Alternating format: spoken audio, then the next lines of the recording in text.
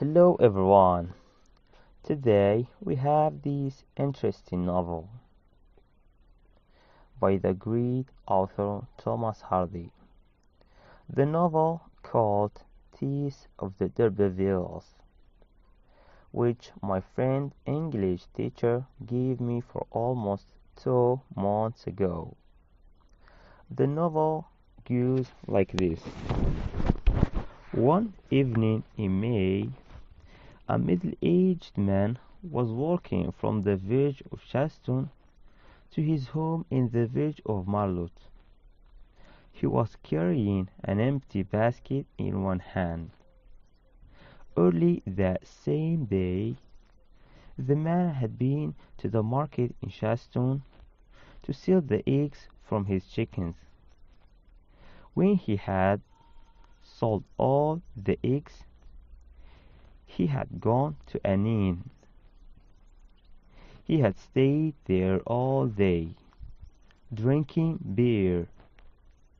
Now the man was very drunk, and he could not walk in a straight line. After some time, he met an elderly person riding a grey horse. "Good night, Parson Tringham," said the man with the basket. "Good night, Sir John," said the parson as he rode past the drunken man. The man stopped and turned round. "Excuse me, sir," he said. "We met on this road at this time last week.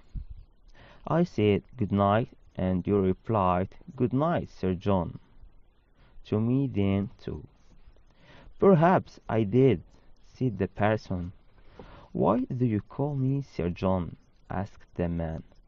"My name is Jack Durbeyfield."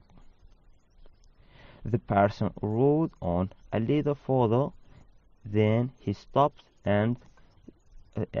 he stopped his horse and turned back. "As you know, Durbeyfield," said the parson, "the name Jack is often used instead of John. And a little time ago I discovered something interesting about the history of your family. Durbeyfield, you are a descendant of the very old and noble family called d'Urberville. Sir Pagan d'Urberville, who lived hundreds of years ago in this country of Dorset, was a famous knight." "I have never heard that before," said Durbeyfield. "It's true," said the parson. "Let me look at you, Durbeyfield. I have seen portraits of members of the d'Urberville family. Yes, Durbeyfield, your nose and chin look like the noses and chins of the people in those pictures. The d'Urberville family once had manor houses all over this part of England. There have been many d'Urbervilles named Sir John. You could have been Sir John yourself." "Is that right, Parson Tringham?" said Durbeyfield. "I am a d'Urberville? Well, I have heard that my family once had money and land, and maybe the d'Urbervilles were once called d'Urberville, but we are poor now. My grandfather had secrets. He never talked about his family. But where do the d'Urbervilles live now, Parson Tringham?" "There are no more members of the noble d'Urberville family," answered the parson. "They are all dead." "And where do their bodies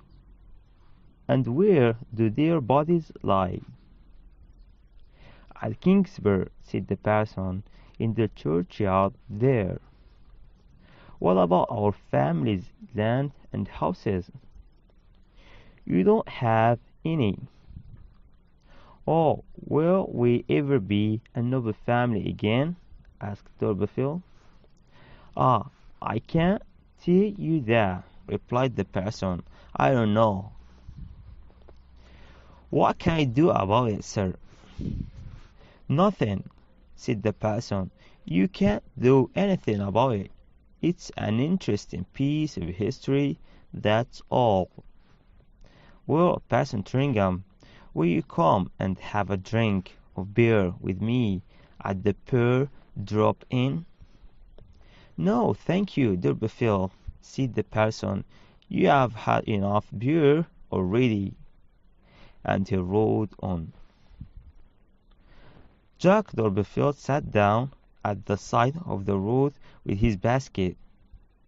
After a few minutes, a young man walked past. Fred, shouted Durbeyfield, carry this basket for me. The young man turned to look at him. Jack Durbeyfield, you can't shout at me and give me orders, he said. You are not a rich gentleman. Ah, but I have just heard that I am a member of a noble family, Durbeyfield said. Jack Durbeyfield is not my real name. My true name is Sir John D'Urberville. Oh, said the young man, take this basket and go to Marlow. Said D'Urberville, go to the Pearl Drop-In and tell the innkeeper to send me a horse and carriage. After that, go unto my house with the basket.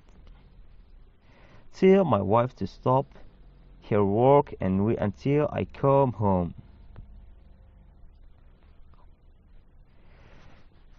Tell my wife to stop her work and wait until I come home. I have good news. I have got good news. He gave the young man some money. This is for you. Oh, well, yes, Sir John, said Fred, smiling. He was happy to play Durbeyfield's game now that money was in his hand. Just then, they heard the sound of music coming from the village. What's that? Said Durbeyfield. It's the May walk and dance, Sir John. Your daughter will be there. Of course, I forgot about that. Well, run to Marlow and ask the innkeeper to send the carriage. Perhaps I will drive to see the dancing. The village of Marlow lies between the hills of the beautiful Vale Blackmore in the county of Dorset. Blackmore Vale was once full of trees, but most of these are gone now. Each woman in the May dance was wearing a white dress and carrying flowers. This evening they walked down the road and around the Pearl Drop-In. They were about to go into one of the fields beside the inn, when suddenly one of the women pointed towards the road. Look, 'tis Durbeyfield, she said. There is your father riding home in a carriage. One of the young women turned her head quickly. Tess Durbeyfield was a very pretty girl, with large, grey, blue eyes and soft, pale skin. She was the only dancer who was wearing a red ribbon in her dark hair. Jack Durbeyfield was traveling along the road in a carriage which belonged to the landlord of the Pearl Drop-In. The driver was a large woman who was a servant at the inn. D'Urberville was singing about knights and noble families, and waving his hands above his head. The dancers began to laugh. Tess d'Urberville was very embarrassed, and her face blushed red. "My father is riding in the carriage because his own horse is resting today," she said quickly. But the other woman laughed again and said, "He is drunk. I won't walk with you if you laugh at him," she said to the woman, and her eyes began to fill with tears. The dancers said nothing more. They opened the gate at the entrance of the field, and in a few minutes the dancing began. At first only girls danced together. Later, after their work was finished, the men from the village would arrive to dance with them. Among the people who were watching the girls, there were three brothers. The young gentlemen were students, and they were on a working holiday in Wessex. Their names were Andrew Clear, Felix Clear, and Cuthbert Clear. They stopped at the field to ask about the dancing. The two older brothers wanted to continue along the road, but the youngest one, but the youngest wasn't in no hurry to leave the field. He went through the gate. What are you going to do, Angel?" asked the oldest brother. "I think that I will dance," said the youngest brother. "Why don't we all stop here for a minute or two?" "Why don't we all stop here for a minute or two?" "No, no," said Felix Clear. "We don't want to dance with these common country girls. One of our friends or relations might see us. Come with us now, or it will be dark before we get to Star Castle." "I will follow you in 5 minutes, Felix," said the younger man. So the two older brothers went on along the road, and the youngest brother walked across the field. He went towards the nearest group of girls. "Where are your dancing partners?" he asked. "They have not finished their work yet," said one of the girls. "Will you be a dancing partner, sir?" "Yes," said the young man. He looked at each of the girls, then he held the hand of the nearest dancer. This was not the girl who had spoken to him, and it was not Tess d'Urberville, and it was not Tess d'Urberville. Soon the young men from the village arrived, and all the girls had dancing partners. When the bell in the church clock rang 6 times, the young student said, "I must leave. I must leave," as he moved away from the dancers. Angel saw a girl standing by the hedge at the edge of the field. She had a red ribbon in her hair, and she was looking at him. She seemed annoyed because he had not chosen her as his dancing partner. Suddenly, Angel was sorry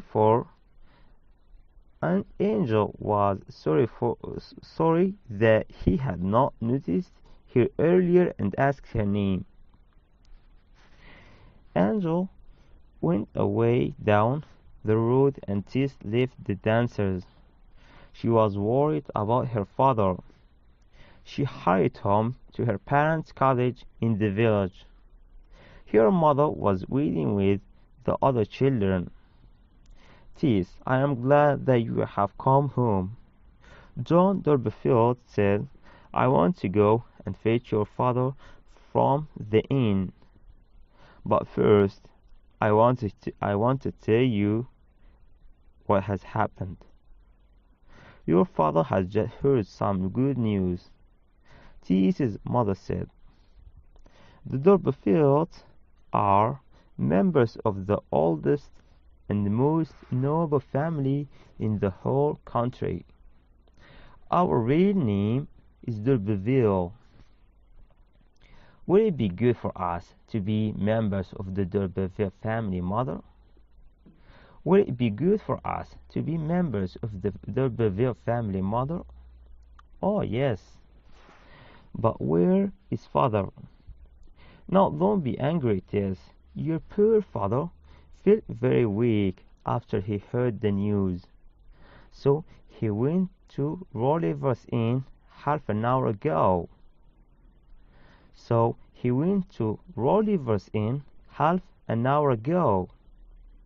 He wants to get strong for his journey to Casterbridge Market tomorrow.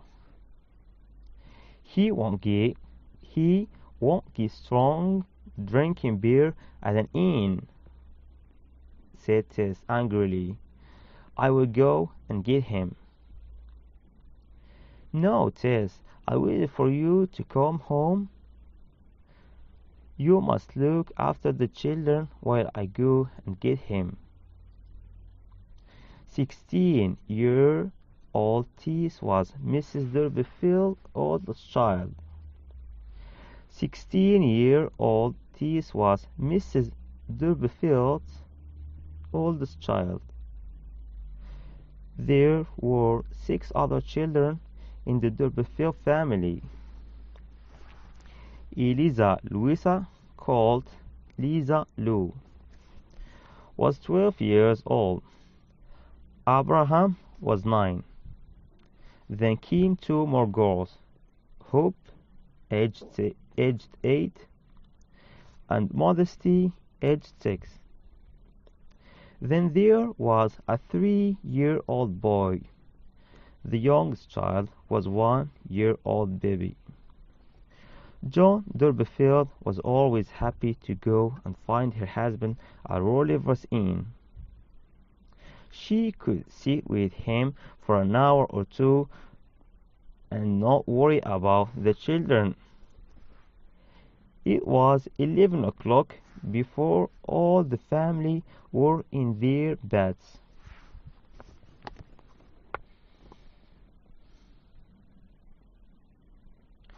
At 1:30 in the morning, Mrs. Durbeyfield came into the large bedroom where Tess and her brothers and sisters slept.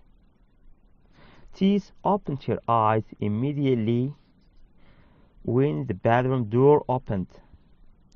Your poor father can't go to Casterbridge Market today, Mrs. Durbeyfield told her. Then I must go, Tess said. Abraham can come with me. Tess and her younger brother got dressed. Then they went out to get their wagon and Prince, their old horse. Minutes later, they began their journey. It was dark and Tess put a lantern on the wagon. The brother and sister rode in the wagon without speaking until they passed the little town of Stour Castle. Tess, said Abraham, are you glad that we are a noble family? No, I am not especially glad, she answered. But perhaps our noble relations will help you to marry a rich gentleman, said Abraham. We have noble relations, said Tess. Who put that idea into your head? I heard Mother and Father talking about it, said Abraham. I heard Mother and Father talking about it, said Abraham. There is a member of our family at Trantridge. She is a rich lady. Mother said that the lady will help you to marry a gentleman. Tess thought about this. Her brother went on talking, but she didn't listen. After a few minutes, Abraham fell asleep. Tess sat back in the driving seat of the wagon. The sound of the horse's feet on the road made her feel tired. Soon she fell asleep too. Tess woke suddenly. Something had hit the wagon very hard. The wagon had stopped moving. She heard a terrible sound come from the horse prince. Then she heard a shout. A man's voice said, Hey there! The lantern on Tess's wagon had gone out, but another light was shining in her face. She jumped down onto the road. The meerkat, which had been speeding along the road, had driven into Tess's slow, unlighted wagon. Prince was badly hurt. Blood was pouring from a large wound in his chest. Suddenly he fell down onto the ground. You were driving on the wrong side of the road, the meerkat man said to Tess, and your lantern was not lit. I didn't see you in the dark. I must go on with the mailbags.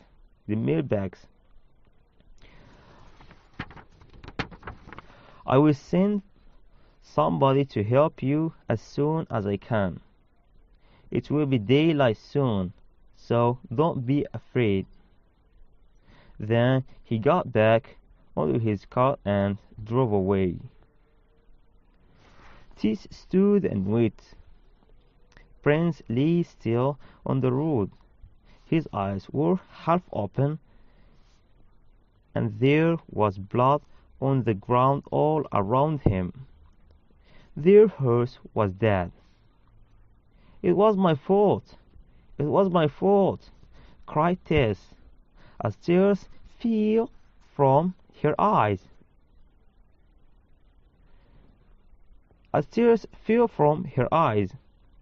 What will father and mother do now? Abraham, Abraham, she shook the sleeping child. Wake up! There has been an accident. Prince is dead, and it's my fault. We must take the good luck with the bad luck, Tess, Mrs. Dobberfield said that evening. It's bad luck that Prince was killed, but it's good luck that we discovered that we are a noble family at this time. A very rich lady, Mrs. d'Urberville, lives on the edge of the hill called the Cheese. You must go and tell her about us. You must tell her that we, the d'Urbervilles, are her relations. You must ask her for some help. Well, I killed Prince, said Tess. Sadly, it was my fault that our horse died in the accident. Well, I killed Prince, said Tess. Sadly, it was my fault that our horse died in the accident. I must do something to help our family now. But don't expect Mrs. d'Urberville to find me a rich husband.